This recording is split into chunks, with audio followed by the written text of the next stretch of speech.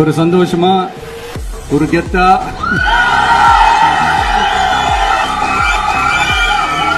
நம்ம இத ஏத்தி கொண்டாடுவோம். இது வெறும் நம்மளுடைய ஒரு கட்சிக்கான கொடியா மட்டும் இதை நான் பார்க்கலைங்க.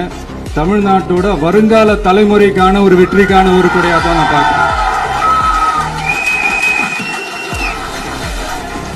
இது உங்க இல்லத்துல உங்க உள்ளத்துல நான் சொல்லாமலே நீங்க ஏத்துவீங்கன்றது எனக்கு நல்லா தெரியும்.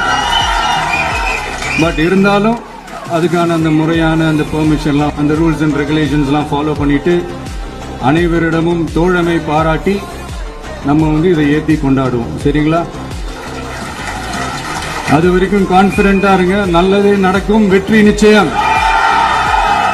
மீண்டும் சந்திக்கும் வரை நன்றி, வணக்கம்.